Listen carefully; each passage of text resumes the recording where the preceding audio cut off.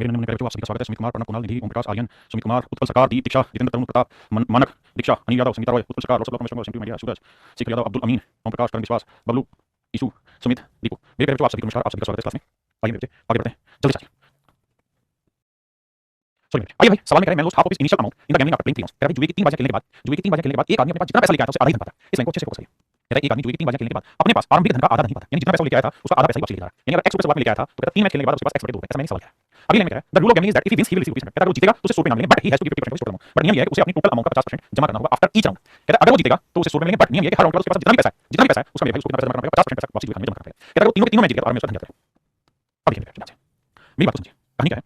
कि मेरे तो सवाल ये है कि उस आदमी के पास x रुपए थे और वो पहला मैच खेला तो कहता है पहला मैच खेला जीत गया, तीनों खेला तीनों जीत गया, पहला मैच खेला जीत गया, उसके पास कितने पैसे हो गए। लेकिन कहता है नियम है कि जितने भी पैसे हैं सब 50% जमा करा दो वहां पे। तो भाई 50% की यानी दो में से एक तो तुरंत ही जमा करा दो, तो बचा कितना एक। कह रहा इतने ही पैसे ले जा सकते हो आप। अब इस पैसे के साथ उसने दूसरा मैच खेल दिया, इस पैसे के साथ मेरे उसने दूसरा मैच खेल दिया। अच्छा ठीक है, सर दूसरा मैच खेला और दूसरा मैच खेला फिर से 100 रुपए जीत गया। वाह। अब दो मैच खेलने के बाद कितने पैसे लेके मिलेगा, फिर नियम लगा के ये जुआ खाना है। जितनी भी तेरे पास है उसका एक बटे 2 जमा करा देंगे, दो में से एक जमा करा दे तो बचेगा कितना, एक बटे 2। हां जी। अब अगली लाइन में वो कह रहा है कि भैया दो मैच के बाद उसका कितने पैसे खेलने, तीसरा मैच खेलने लगा, तीसरा मैच फिर से 100 रुपए जीत गया। नियम वही कि भैया जितना पैसा तुम्हारे पास है उसका 50% जमा करा देंगे, दो में से एक जमा करा दो तो बचा कितना, तीन मैच खेलने। तो तीन मैच खेलने के बाद उसका कितना पैसा बचा, जो कि एक्चुअल में जितना शुरुआत में लेके गया था उसके आधे के बराबर है। ऐसा सवाल है और आप इसमें इमोशनल नहीं होना। इस चीज का मतलब ये हुआ कि जुए में कितने पैसे जीत हारेगा नहीं, हमें तो सवाल की लैंग्वेज में समझना है। उसने कहा आधे लेगा तो आधे लेगा। अब भाई समझिए कैलकुलेशन थोड़ी डिफिकल्ट है, दूसरे को निकाल दिया। अब यहां पे छोटे को सोल्व करते हैं। 1 बटे 2 कैसे किया था, x बिल्कुल सर 1 बटे 2 को सोल्व किया 50 है, 50 को 100 या 150 इनटू 1/2 प्लस 100 बराबर x। 1 बटे 2 को किसे कहेंगे x बटे 4 जमा 75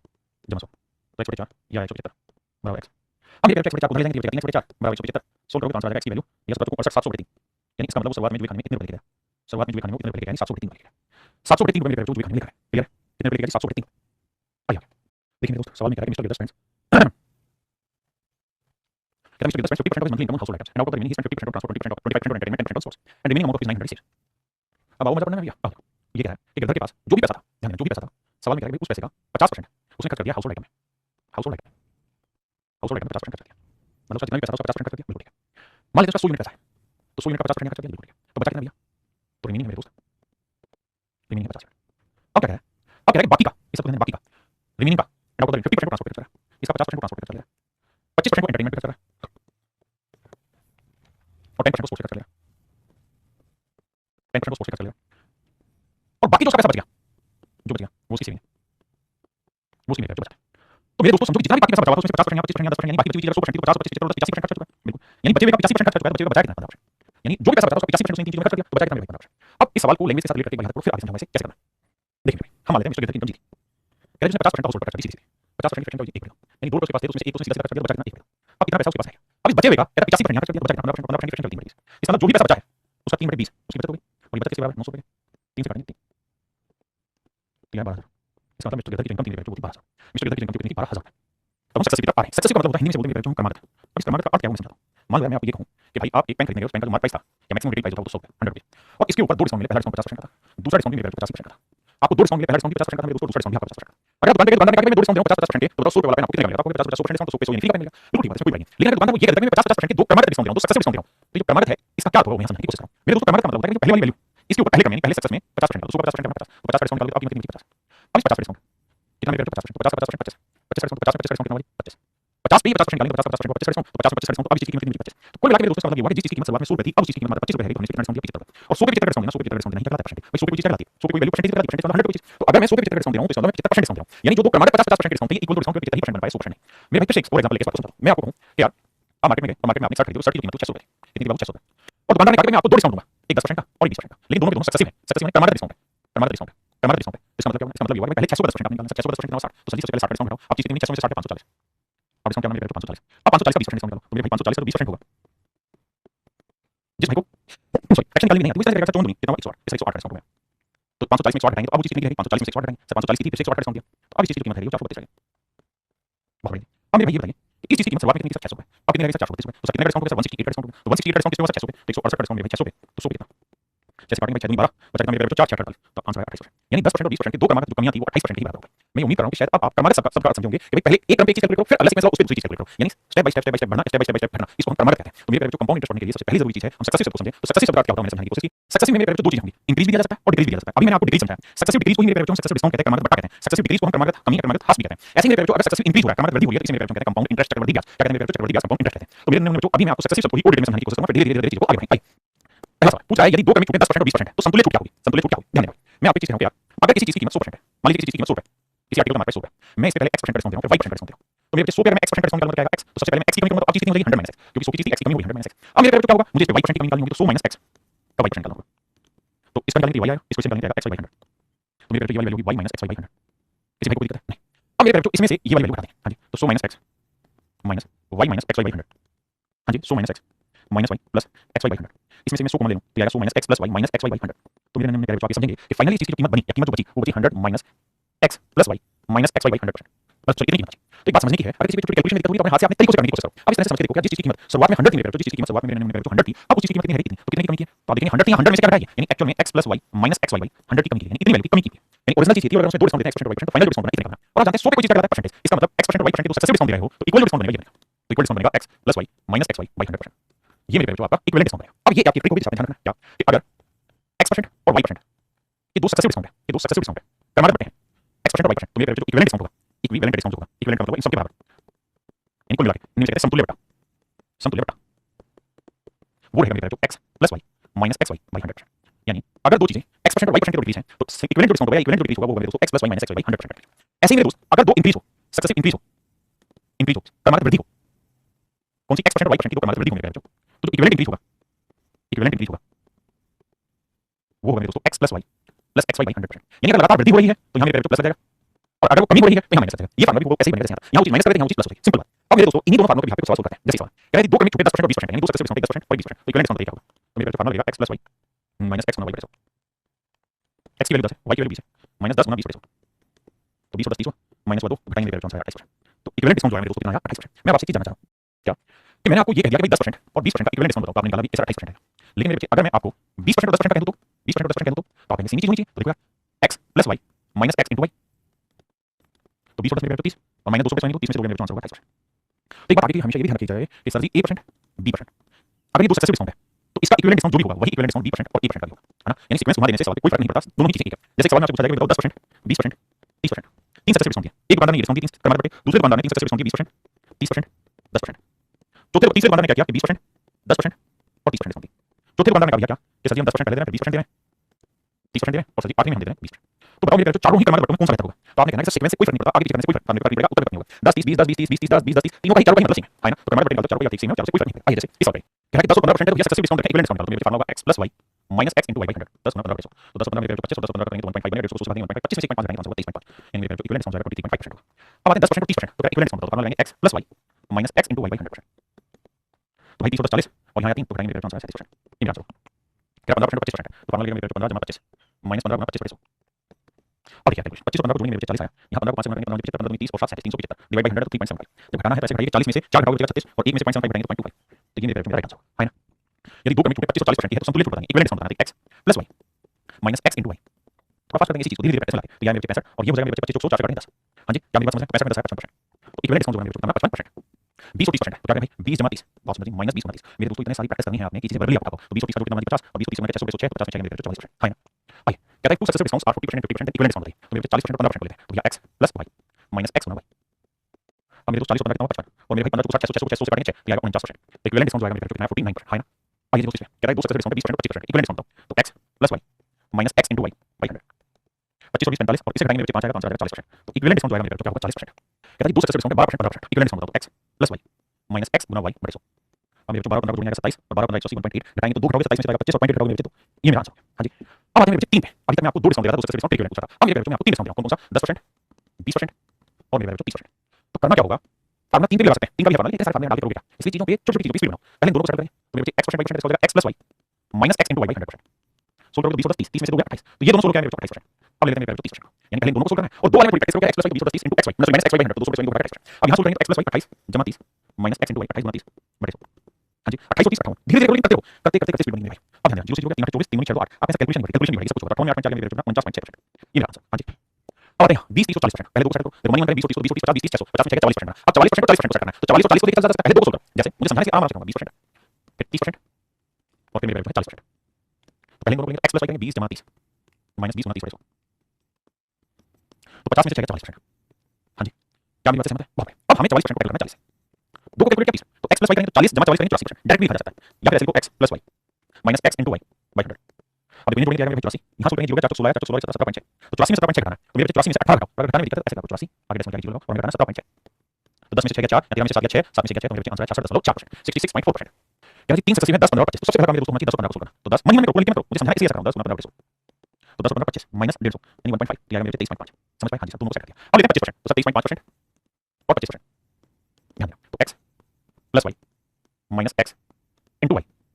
अपॉन में 100 बिल्कुल ठीक है। अब ये कैलकुलेशन में दिक्कत आ रही है मैं भी जानता हूं इनके छोटे भी मैं डिस्कस करने वाला हूं थोड़ी देर में कि ऐसे को कैसे करना चाहिए अभी पेशेंस से एक चीज को तसल्ली बख्शने की कोशिश करो इन्हें जोड़ेंगे 25 और 23 और 48.5 बहुत सुंदर और ये चीजें घटेंगे चलिए आप जानते हैं डेसिमल एक जोड़ लगा देते हैं कुछ भी नहीं आता 25 से घटाएंगे 25 5 125 80 12 25 75 75 12 87 80 8 25 50 50 50 50 58 अब मुझे समझना है 3 2 0 3 1 डेसिमल था तो 3 y 1 2 3 आ गया तो मुझे घटाना है 5 8 7 5 10 में 5 यहां पे 9 में 7 2 यहां पे 4 2 में 6 यहां पे 7 7 2 तो मेरे भाई आंसर है 42.625% 42.625% कैलकुलेशन की बात को समझने की कोशिश करिए तरीका मेन तरीका भाई बताइए ये सवाल आपने बताया कुछ डाटा ऐसे होंगे देखिए मेरा मोटिव असली ये है कि मैं समझा पाऊंगा किस जगह कौन सा तरीका इस्तेमाल होगा किस जगह कौन सा अगर हम लकीर के फकीर बने रहेंगे तो सिलेक्शन नहीं हो जाएगा स्मार्ट अप्रोच करनी होगी smart approach smart question category decide होगी इन सवाल में जो आंकड़ा कैसा रहेगा आइए मेरे दो कमी छोटे 15% 30% 40% तो मेरे भाई सबसे पहला काम मेरा होना चाहिए वो होना चाहिए 15 30 वैसे तो महीने में करूंगा 45 45 45 45 45 45 मुझे मेरे को समझाना है पहले x plus y minus x गुना y ये प्रैक्टिस करते करते बनती है बिना प्रैक्टिस करें 3 15 45 माइनस 45 4.5 को उससे भाग देंगे 4.5 घटाएंगे 45 4.5 तो 45 45 तो मेरे दोस्त 15% 30% हमारा सेट हो गया 40.5%। अब एक आगे 40% से लेते हैं तो कैसे करें x plus y minus x into y upon 100 बहुत शानदार इसे जोड़ेंगे तो आएगा मेरे 80.5 माफ करिएगा इसे मल्टीप्लाई करते हैं तो देखो डेसिमल है बाद में मल्टीप्लाई करेंगे 3 पे है ना 1 0 से 0 गया 4 से 4 से 0 गया है ना अब तो डेसिमल बचा तो 2 आया 4 16 162 आया बड़ा भैया कैलकुलेशन गलत नहीं करती प्रश्न बताओ देखो भाई ये 0 से 0 काट दिया ठीक है अब 400 को 4 से 16 5 से 1620 है 1 0 करके 1 अंक डेसिमल भी बचा हुआ है तो आंसर आएगा 16.2 तो घटाना होगा 16.2 तो ये जिसको नहीं आता वो हम सीखिए देखिए क्लास का मतलब ये होता है कि हम बहुत शांति से एक चीज को पढ़ें शुरुआत बहुत धीरे होनी चाहिए हां अगर आपको समझने का रास्ता विकसित हो गया फिर दिक्कत नहीं इकाई से इकाई 5 हो गया 3 10 में 6 गया 4 7 में गया 6 64.3% तो मेरा आंसर होगा 64.3%। बताइए 20% बहुत सारे सवाल प्रैक्टिस होने वाले 25% और 50%। अब मेरे दोस्तों आंसर पहले दो महीने में 25 20 45 25 20 50 5 घटा देंगे 40%। लेकिन अब मेरे प्यारे बच्चे ध्यान से 20 जमा 25 माइनस 20 गुना 25 बड़े 100 45 माइनस 50 5 आंसर आया 40%। बहुत बढ़िया अब मैं तीसरा घटा करता हूं 50%। इन दोनों को सोल्व करेंगे x plus y minus x into y बड़े 100 तो मेरे दोस्त ये है 90 और 50 40 करेंगे 2000 2 20 और 90 में 20 घटा 70%। अब मैं उम्मीद करता हूं कि आपको धीरे धीरे ही सही बट मेरी बातें समझ में आने लगी। अब एक चीज और बताना अगर मैं आपसे कह दूं 10% 10% 10% देखिए हर एक आंकड़े को खेलने के तरीके में सिखाऊंगा लेकिन धीरे धीरे धीरे धीरे मारते जाऊंगा। मुझे सबसे पहले आप ये बताओ कि अगर 10 10 10% के 4 सक्सेसिव डिस्काउंट दूं आपको लगातार इक्विवेलेंट डिस्काउंट बताओ चलिए आपका टाइम स्टार्ट होता है आप देखते हैं कौन सा पहले होता है अगर 10 10% के 4 डिस्काउंट दें ठीक है मैं आपको 14% की प्रैक्टिस कराएंगे बेसिक चीजों को समझने के लिए तो अब क्या करना है जैसे मैं बिल्कुल बता हूं तो मैं कहूंगा सर पहले दो को देखते हैं सर तो x प्लस y कितना होगा sir 10 10 20 minus x into y तो 10 10 तो सर 20 में से मतलब एक गया तो सर 19 बचेगा। क्या मैं इतना समझने के काबिल हूं है कि नहीं या अभी मैं लकीर का फकीर हूं कि x plus y minus x into y by 100 कहीं ऐसा तो नहीं कि मैं लकीर का फकीर हूं पहले इतनी बात समझो समझाई नहीं है अगर आगे है जल्दी से तो ये डाटा भी सेम था 19% है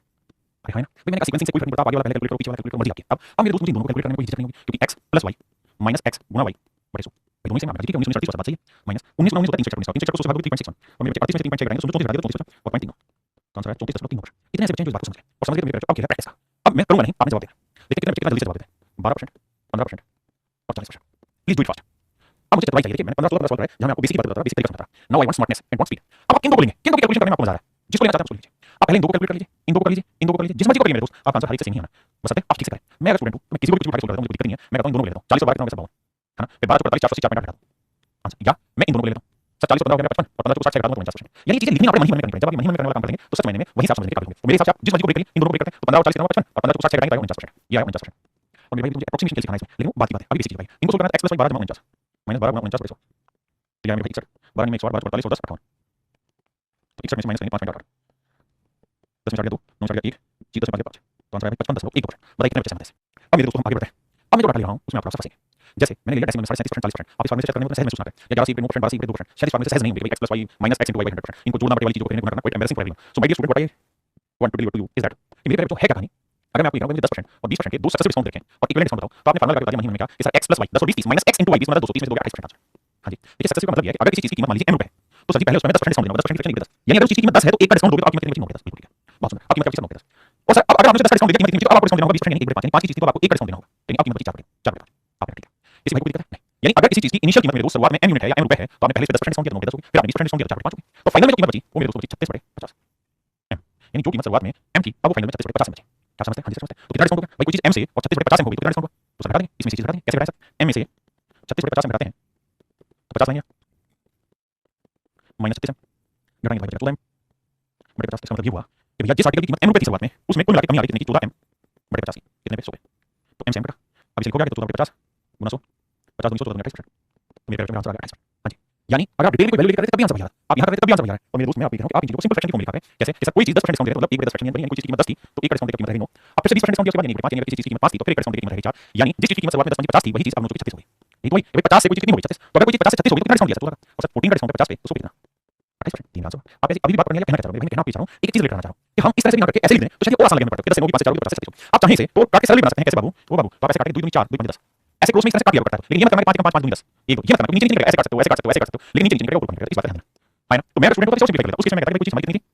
5 5 25 थी, तो अब उस चीज की कीमत 2 दूनी 18 तो 25 से कोई चीज 18 बची तो कितना डिस्काउंट दिया 7 था, तो 7 का डिस्काउंट 25 पे तो 100 पे कितना निकाल दे आंसर आता है भाई 28%, निकाल दे मेरे दोस्त आंसर आता है 28%। अब देखो पीछे आपने जो सवाल किए हैं जैसे यही सवाल है, इसी सवाल को मेरे भाई हम इस तरह इस वाले करने से बोला है बिल्कुल, तो हम इस चीज को ऐसे लिख लें कि देखो 10% जो है इसकी फ्रैक्शन हमको पता है कितनी होती है, कितनी होती है 1 बटे 10, 20% की 1 बटे 5 और 30% की 3 बटे 10 परसेंटेज है, तो यानी पहले में 10 से कोई चीज घटी 9 हो गई, डिस्काउंट दे रहा है 5 से घटी 4 हो गई, फिर 10 से 3 घटी 7 हो गई, तो सर कर देंगे कल्याण कर दो सर कैसे भाई गुणा करोगे 10 500 बहुत सुंदर, और यहाँ गुणा करोगे 9 से 4 मारेंगे 4 की 12 4 की 24 252, इसका मतलब कोई चीज 500 थी तो 252 हो गई, कितने का डिस्काउंट दिया सर 248 का डिस्काउंट हो गया, और सर 248 का डिस्काउंट हो गया किस पे 500 पे, तो 100 पे कितना 2 0 से 2 5 से काटेंगे 5 24 5 45 5 30 49.6%, 49.6%, यही हमारी इस तरह से आ रहा था, तो हम इसको ऐसे भी कर सकते हैं ऐसे भी है ना, आप चाहते हैं तो इसको और आसान बना सकते हैं काट के 2 2 4 2 10 ये 2 काट दो 2 2 10 ऐसे भी कर सकते हैं, कोई नुकसान नहीं, आप जैसा करना चाहें वैसे करें, धीरे धीरे आपको अपने आप महसूस हो जाएगा किस जगह में कौन सा फंडा इस्तेमाल करना चाहिए, किस जगह हमारी कैलकुलेशन आसान होगी, कौन सी जगह वो इस्तेमाल करें ताकि हमारी कहानी सेट हो जाए, है ना, मेरी बात समझ गए भाई। अब जैसे ये वाला डाटा है आपको नहीं लगता है फ्रैक्शन से तोड़ने की 37% की फ्रैक्शन क्या मेरे दोस्त 3 बटे 8 और 40% की फ्रैक्शन क्या मेरे दोस्त 2 बटे 5, तो मैं महीने में ये देखना कि पहली बार 3 बटे 8 का डिस्काउंट मतलब 8 से 3 का डिस्काउंट देगी 5 की बची, अगली बार 5 से कोई चीज 2 का डिस्काउंट देगी 3 की बची, कुछ हट रहा है तो काट देंगे, यानी कोई चीज 8 की थी तो फाइनल में 3 की है तो सर कितना डिस्काउंट दे दिए सर 5 का डिस्काउंट, अब मेरे भाई 5 का डिस्काउंट है 8 पे तो 100 पे कितना, अब मेरे दोस्त फ्रैक्शन का काम आ गया, परसेंटेज मैंने पढ़ा था 1 बटे 8 12% होता है, तो 5 बटे 8 करेंगे तो 12.5% हो जाएगा, तो मेरे का आंसर आ जाएगा 12.5%, है ना, तो ऑप्शन सी मेरे का एब्सोल्यूट करेक्ट सवाल। देखिए मेरे भाई इसकी फ्रैक्शन में 1 बटे 9 इसकी फ्रैक्शन में 1 बटे 8, तो पहले में कह रहा है कि कोई चीज 9 से 1 घटी कितनी हो गई 8, अगले वाले में फिर 8 से 1 घटी कितनी हो गई 7, 8 से आ गया तो यानी 2 डिस्काउंट किया 2 चीज 9 से 7 हो गई, तो 9 से 7 मतलब कितनी की कमी करी 2 की, तो मेरे 2 की कमी 9 पे तो 100 पे कितना आंसर होगा 22 सही 2 मेरे जो हमारा एग्जैक्ट आंसर हो जाएगा 22 सही 2 22/9%। देखिए पहले वाले में 11 से 1 की फ्रैक्शन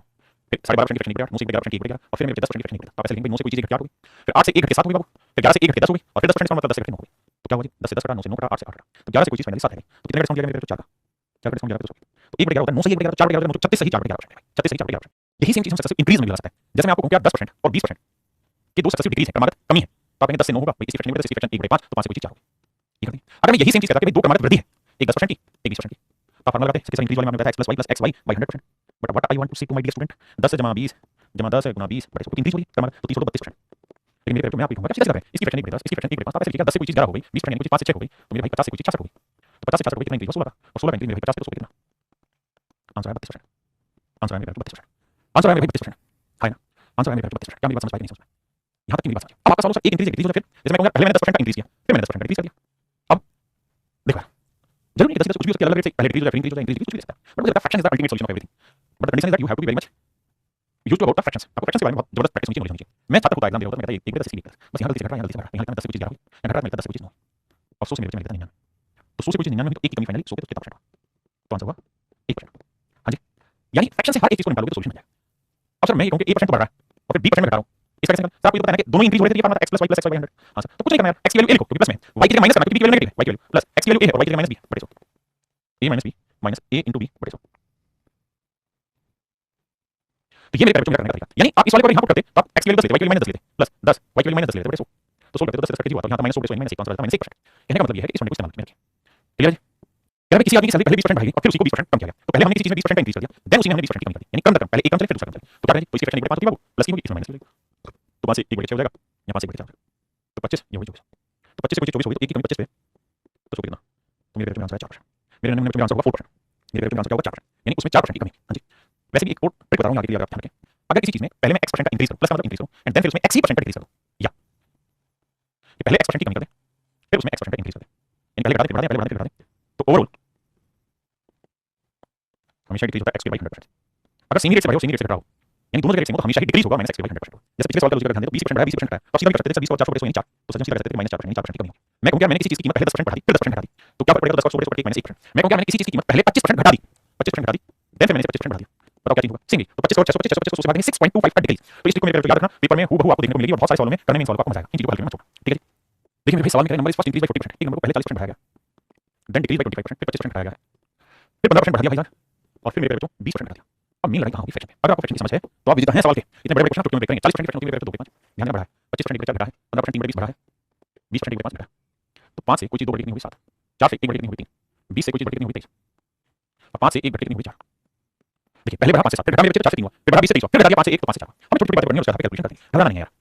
4 से मेरे वैल्यू 4 गया और कुछ करने का है ही नहीं। 20 5 100 500 यह 500 यहाँ कैलकुलेशन करते हैं। देखो 23 को 3 से गुणा किया 69, ठीक है 7 से गुणा करेंगे 7 3 65 हासिल 6 7 42 44। तो मेरे भाई कितने की कमी हो गई? तो आप कहेंगे सर कमी हो गई आपकी 17 की। तो 17 की कमी 500 पे तो 100 पे कितना समझे भाई? तो 5 की 15 5 24 3.4% का इंक्रीज हुआ। 3.4% 3.4% का इंक्रीज नहीं इंक्रीज नहीं डिक्रीज हुआ माफ करना डिक्रीज 3.4% की जो कमी हुई है क्योंकि वैल्यू थी 500 की 50 हुई। फाइन। तो कितने बड़े क्वेश्चन आप आसानी से ब्रेक कर सकते हैं समझिए। कहता है value of motorcycle depreciates every year by 4%। कहता है हर साल 4% घट जाती है। 4% की फ्रैक्शन में वैल्यू 1/25 यानी पहले साल 25 थी तो 1 घंटे 24 हो गई, दूसरे साल फिर 25 थी तो 1 घंटे 24। ऐसा मैंने सवाल किया सर आपने 2 साल के 2 साल इसलिए पढ़ा क्योंकि सवाल में कह रहा है कि भैया 2 साल के बाद इसमें कुछ कहानी हुई और 2 साल के बाद इसकी वैल्यू बताओ कितनी होगी? आज 70,000। तो भाई 25 को 25 से गुणा करोगे 625 और 24 को 24 से गुणा करोगे 570। इसका मतलब ये हुआ कि अगर आज उस आर्टिकल की कीमत 625 यूनिट है तो 2 साल बाद हो जाएगी 570 और आज 625 नहीं है 75,000 दिया तो 1 यूनिट की वैल्यू क्या होगी? 625। ये बेसिक बात जानते हैं। तो मैं जानना चाहता हूं कि 570 की वैल्यू क्या होगी? गुणा 570 गुणा 570। अब हमें बताना है कौन सा ऑप्शन करेक्ट है हमारे चारों में से। देखिए भाई हम दो तरीके से सवाल को ब्रेक करें। पहला है हम इसे यूनिट रेट से ब्रेक करें, लेकिन उसके पहले कुछ पार्ट सोल्व करना पड़ेगा। जैसे 75,000 को मैं 75 गुणा 1000 लिख देता हूं, कोई दिक्कत है? नहीं सर। और 625 को 25 गुणा 25 कोई दिक्कत है? नहीं सर। सर ऐसा लिखने का फायदा क्या? सर देखो 25 से काटेंगे 3 आया और 25 से काटेंगे तो 40 आया। अब थोड़ी बात समझ में आई। ठीक बात है सर। क्या समझ आया सर? समझ ये आया कि इन 3 गुणा 40 गुणा 570 करेंगे तो यूनिट रेट 0 होगा। तो ये मेरा आंसर नहीं होगा, ये मेरा आंसर नहीं होगा। यूनिट रेट 0 केवल इसमें क्योंकि बाकी तो 3 चीजें आ जाते हैं। एक बार 0 आएगा तो बी ऑप्शन ठीक होगा, सी ऑप्शन ठीक होगा। अब क्या करेगा सर? गड़बड़ होगा, गड़बड़ होगा सर। अब दोनों में 120 120 है तो सर कुछ नहीं कैलकुलेशन करो चुपचाप से। या फिर यहां पे क्या करो? डिजिटल सम अप्लाई करो। डिजिटल सम कैसे अप्लाई करें सर? यहां देखेंगे तो ये समझ रहे हैं कैलकुलेशन? ये कैलकुलेशन है 3 गुणा 40 गुणा 570 आप सिंपल कैलकुलेट कर सकते हैं। मल्टीप्लाई या फिर डिजिटल सम या 3 या 4 यहां देखेंगे 5 7 12 12 और 6 18 18 डिजिटल सम 0 को किसी से गुणा करोगे तो डिजिटल सम 0 डिजिटल सम आपने पढ़ा है कि नहीं पढ़ा? अब देखना कौन सा ऑप्शन 0 देगा। 9 या 6 2 8 9 ये 0 देगा। इसे चेक करते हैं। 7 और 2 9 0 ये 1 आ रहा है, ये नहीं। तो ऑप्शन सी या फिर मेरे हम इसके डायरेक्ट मल्टीप्लिकेशन करके वैल्यू निकालें। देखिए मेरे सवाल में कह रहा है गांव की वर्तमान जनसंख्या 676 it has been increasing annually at the rate of 10%। What was the population of the previous 2 years ago? कहता है 2 वर्ष पहले गांव की जनसंख्या क्या थी? 2 वर्ष पहले। आज है मेरे 67,600 67,600 और कहता है हर साल जो गांव की जनसंख्या 4% की रेट से बढ़ रही है। तो 4% की फ्रैक्शन में 1/25 यानी 25 से 26 हुई है। दूसरे साल फिर 25 से 26 इसी रेट से बढ़ी है। तो इसका मतलब 2 साल में 625 से 676 हो गई। अब बहुत सारे बच्चों को शायद ये समझने में मुश्किल होगा कि 2 साल पहले कौन सी थी और कौन सी। तो मेरे बच्चों ये हमेशा शुरुआती होती है, इनिशियल होती है और ये हमेशा फाइनल होती है। यानी 4% बढ़ने के बाद क्या हुई और ये पहले। यानी पहले जनसंख्या 625 थी तो 4% अगर हर साल की दर से बढ़ेगी तो 2 साल बाद जनसंख्या 676 हो जाएगी। लेकिन कह रहा है कि आज इस शहर की जनसंख्या कितनी है? मतलब आज नहीं 2 साल बाद वाली बात हम कर रहे हैं। आज नहीं तो 2 साल पहले कितनी थी? मतलब मेरे बच्चे 676 यूनिट रिप्रेजेंट कर रहा है 67,600 को। तो 1 यूनिट की वैल्यू बाहर देंगे पाएगा 100 तो ये 625 यूनिट की वैल्यू क्या होगी? 100 तो आंसर आएगा मेरे 62,500। यानी 2 साल पहले शहर की जनसंख्या 62,500 थी। 2 years ago the population of the village 62,500 मेरे बच्चों। मेरे दोस्तों सवाल में कह रहा है कि किसी मशीन की वैल्यू आज 62,500 है 6,250। पहले साल इसकी कीमत 10% घटती है तो 10 से हो गई मेरे बच्चों। अगले साल 20% घटती 20% की फ्रैक्शन 5 से हो गई 4। तीसरे साल 30% घट जाती तो 30% की फ्रैक्शन 3/10 होती यानी 10 से 3 घटी कितनी हो गई 7। तो कह रहा भैया 3 साल बाद मशीन की कीमत क्या? करते हैं कैलकुलेशन। देखो 2 से कटा 2 3 4 2 10 2 से कटेंगे 2 10 5 5 25 125 यानी आज अगर मशीन की कीमत 125 है तो 3 साल बाद 22 यूनिट रहेगी। हां जी जबकि आज उस आर्टिकल की कीमत 125 यूनिट नहीं है एक्चुअल में तो देर की कितनी देर की सर 1250 तो 1 यूनिट की वैल्यू सर भाग देंगे 125 से तो आएगी 60 1 यूनिट की वैल्यू 60 तो 23 यूनिट की वैल्यू 18 36 37 यानी 3 साल के बाद यानी ये 3 डेप्रिशिएट होने के बाद इसकी वैल्यू आएगी मेरे 3780 कैलकुलेशन में मिस्टेक किया भाई हमने देखना 36 और 37 भाई नहीं हां गड़बड़ हमारी कैलकुलेशन मिस्टेक है क्योंकि भाई 60 50 बिल्कुल ठीक है बिल्कुल ठीक है पर 5 50 आएगा 1 यूनिट के लिए 50 23 यूनिट माफ करिएगा 0 5 15 5 30 मैं माफ चाहता हूं यानी 3 डेप्रिशिएशन के बाद इसकी वैल्यू 3350 हो जाएगी। The red blood cells in blood sample grows by 10% per hour in first hour। कहता है भैया लाल रक्त कोशिकाएं पहले 2 घंटे के लिए मेरे तो 10% की रेट से बढ़ रही है। Decrease by 10% in next 1 hour अगले 1 घंटे में मेरे भाई 10% की रेट से घट रही है। हां जी रिमेन कांस्टेंट इन 1 आवर उसका 1 घंटे कांस्टेंट रहती है and again increase by 5% per hour in next 2 our अगले 2 घंटे के लिए फिर 5% की रेट से बढ़ जाती है। The original count of the red blood cells in the sample is 4000 not critical. कहता है ओरिजिनली अगर 40,000 है तो बताओ कि भैया 6 घंटे के बाद ब्लड सेल्स की हालत क्या होगी? 6 घंटे के बाद क्या होगी? देखिए मेरे दोस्त सवाल बहुत प्यारा है अगर आप समझ पाए तो आपको ये समझना है कि पहले 2 घंटे के लिए मैं सवाल थोड़ा सा करता हूं करना आप नहीं है मैं हल्का सा डाटा लिखवाता हूं। कहता है पहले 2 घंटे के लिए 10% की रेट से बढ़ रही है घट रही है बढ़ती है तो पहले घंटे 10% बढ़ रही है दूसरे घंटे में 10% बढ़ रही है फिर अगले घंटे 10% घटती है तीसरे घंटे 10% घट रही है फिर कहता है चौथे घंटे में बिल्कुल कांस्टेंट होती है कोई बढ़ती घटती नहीं 0%। पांचवें घंटे और छठे घंटे में 5% की रेट से इंक्रीज होती है। अब मेरे बच्चों से सवाल पढ़िए देखिए ये जो मैंने क्या हुआ ये जो मैंने लिखा है ये बात पहले पढ़ी कि नहीं पढ़ी। देखिए चौथे घंटे में ना तो बढ़ा है ना घटा तो कांस्टेंट में 0% हो गया कि नहीं तो बस इतने को सोल्व करना है। पहले 10 से 11 फिर 10 से 11 फिर 10 से 9 हुई फिर 5% बढ़ी 20 से 21 फिर 20 से 21 पहले इतनी बातों को चेक करिए उसके बाद कहानी को आगे लेकर चलें। मेरे भाई इसमें हमें करना ये होगा कि ऑप्शन को थोड़ा सा देखना होगा। देखो कैलकुलेशन जब आप सीधे कर रहे हो तो ये पता चल जाएगा इसकी कैलकुलेशन जो है और इसकी जो कैलकुलेशन ये वाली बड़ी है इसे क्योंकि ये बड़ा ये छोटा यानी आंसर तो 40,000 नहीं होता 40,000 से बड़ा होता है। पहली बात ऑप्शन करके तीनों में से एक आंसर होगा। अब कैसे कैलकुलेशन करें ध्यान देना जो समझदार बच्चा होगा ये कहेगा सर इन सब की कैलकुलेशन करोगे गुना करोगे तो आएगा 4 लाख कैसे सर 2 2 4 और 3 0 4 लाख यूनिट एक्चुअल में वैल्यू कितनी 40,000 तो इसका मतलब हर यूनिट की वैल्यू 1/10 हर यूनिट की वैल्यू 1/10। अब मेरे हमें थोड़ी चतुराई की जरूरत है ना थोड़ी सी चतुराई की जरूरत है ताकि चीजें जल्दी कर पाए। कैसे आप ये करिए इसका मल्टीप्लिकेशन करेंगे इसका मल्टीप्लिकेशन आएगा 21 क्या आएगा 11 गुना 11 गुना 11 गुना 9 गुना 21 गुना 21। देखिए थोड़ा सा चतुराई करना होगा ये आंसर इतनी है यूनिट की वैल्यू 1/10 तो बस इसे भाग देंगे आंसर एप्रोक्सीमेशन किसे कहते हैं वो समझिए ध्यान से एप्रोक्सीमेशन मतलब जस्ट एप्रोक्सीमेशन ऐसे लिखोगे भाई कोई लड़ाई तो है नहीं ये सोचो कि 11 गुना 9 करेंगे कितना आएगा तो 11 को 9 से गुणा करेंगे 11 को 9 से गुणा करेंगे 99। देखिए पेपर जो है ना उसे एक जनरल की तरह लेना है धीरे धीरे कैसे सवाल को सोल्व नहीं पाएगा अगर हर चीज डिटेल में करेंगे कैसे बात नहीं है। 11 क्या होगा 99 क्या होगा 99 99 के लगभग वैल्यू में 100 मान लेते हैं ये 11 99 99 के आसपास 100 मान लेते हैं 100 को 10 से भाग देंगे काटेंगे बचेगा 10 भाई 11 को 9 से गुणा करेंगे 99 100 के आसपास है तो 100 को 10 से काटेंगे कितना आएगा 10। अब मेरे बच्चे 21 को 21 से गुणा के 4 40 आया और गुना में 11 अच्छा 11 से किसी नंबर का प्रोडक्ट करना बेहद आसान होता है तरीका क्या होता है 1 लो फिर 1 को 4 5 लो फिर 4 को 4 8 लो फिर ये 4 बहुत को नहीं आता होगा और गुना 10 वाला तो मेरा जो भी आंसर होगा वो 48,510 के नजदीक होगा। अब मुझे देखना है 48,510 के नजदीक कौन सी वैल्यू क्या 48,510 के नजदीक नहीं क्यों सर नजदीक में भी मुझे कम वाला लेना क्योंकि सर इनका मल्टीप्लिकेशन नहीं 99 मैंने इनका मल्टीप्लिकेशन मान लिया 100 को 10 से काटा तो 10 आया तो एक्चुअल में इससे कम नहीं आएगा तो इसका आंसर मेरा कम आना था तो ये मेरा आंसर कट गया। ये सर 48,510 के नजदीक नहीं कहा जा सकता तो यही कहा जाएगा। अगर बात को सर एग्जैक्ट निकालो तो सर आपको कैलकुलेशन करनी पड़ेगी और एग्जैक्ट निकलेगा है ना और वो भी जानता है कि पेपर में सवाल दे रहा है तो कुछ ना कुछ तो कैसे देगा जिससे आप चीज को समझ बात बाबू। देखो सवाल में कह रहा है the population of town is increase by this percent first year and second year will decrease by this percent but third year will increase by this percent. कहता है किसी शहर की जनसंख्या पहले साल 16 से 2.3% बढ़ जाती है तो फ्रैक्शन होगी मेरे बच्चों 1/6 बढ़ गई दूसरे साल 37% घट गई यानी 3/8 घट गई और तीसरे साल मेरे बच्चों 57 से 1/7% इंक्रीज हो गई 4/7 इंक्रीज हो गया। अब मेरे बच्चों सिंपल इसी को फॉलो करना है पहले साल 6 से 7 हुई दूसरे साल घटी तो 8 से 5 हो गई तीसरे साल 7 से 11 हो गई तो 3 साल में 7 से 7 में 48 हो गया मेरे 55। हां जी 48 में 55 हो गया मतलब मेरे अगर शुरुआत में जनसंख्या पॉपुलेशन सोसाइटी काउंट करें 48 यूनिट थी तो पॉपुलेशन हो गई 55 यूनिट। हाँ जी, जबकि क्वेश्चन में कह रहा है कि प्रेजेंट पॉपुलेशन जो है वो 1,65,000 नहीं प्रेजेंट पॉपुलेशन निकाल के बताइए 3 साल बाद की पॉपुलेशन 1,65,000 तो 55 यूनिट प्रेजेंट कर रहा है 1,65,000 को 1,65,000 तो 1 यूनिट की वैल्यू आएगी 1,65,000 को 55 से भाग देंगे 55 से काटेंगे 3,000 तो 1 यूनिट की वैल्यू 3,000 तो 48 यूनिट की वैल्यू 48 गुना 3,000 तो आंसर आएगा भाई 1,44,000 यानी उस शहर की जो प्रेजेंट में पॉपुलेशन है मेरे वो है 1,40,000 मतलब 3 साल बाद 1,65,000 तो आज है 1,40,000 and that is my answer.